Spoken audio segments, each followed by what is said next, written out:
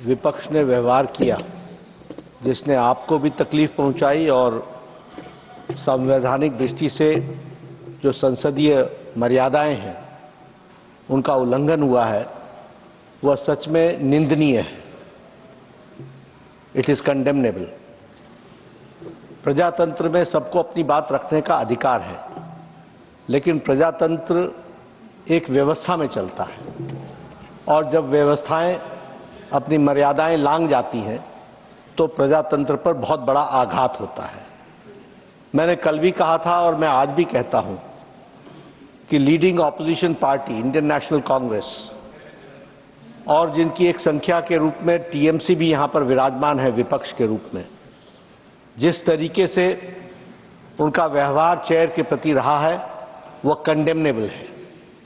और जो लोग लंबे समय से संसदीय प्रणाली में कार्य करते रहे हैं उनके लिए ये एक प्रश्न आत्मचिंतन का है जो उन्हें करना चाहिए।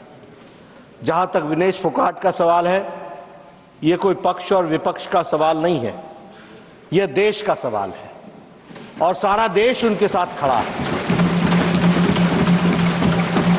ये भारतीय खेल को आगे बढ़ाने का विषय है जिसके साथ सब लोग भावनात्मक तरीके से जुड़े हुए हैं और भावनाओं के साथ विनेश के साथ खड़े हैं। और मैं ये कहना चाहता हूं कि कल प्रधानमंत्री जी ने कहा चैंपियंस ऑफ चैंपियन, और साथ में प्रधानमंत्री जी ने कहा कि सारा देश खड़ा है। मुझे लगता है, और मुझे ही नहीं लगता, सारे देश को लगता है कि ये आवाज प्रधानमंत्री की आवाज 140 करोड़ देशवासियों की आवाज है। दुर्भाग्य इस बात का है कि इसको भी हम पक्ष और विपक्ष में बांटने का प्रयास कर रहे हैं। मुझे लगता है कि शायद विपक्ष विषय विहीन हो चुका है, मुद्दा विहीन हो चुका है। The opposition does not have any solid issue which they want to discuss, for which the ruling party is ready for discussion on all forums and on the forum of Rajya Sabha.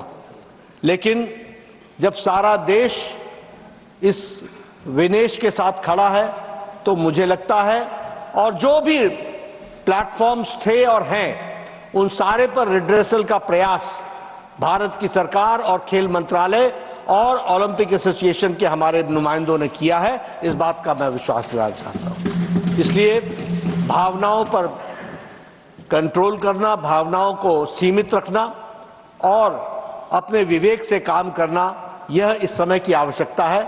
मुझे लगता है, मैं आशा करता हूं कि विपक्ष अपनी भूमिका को इस दृष्टि से देखेगा।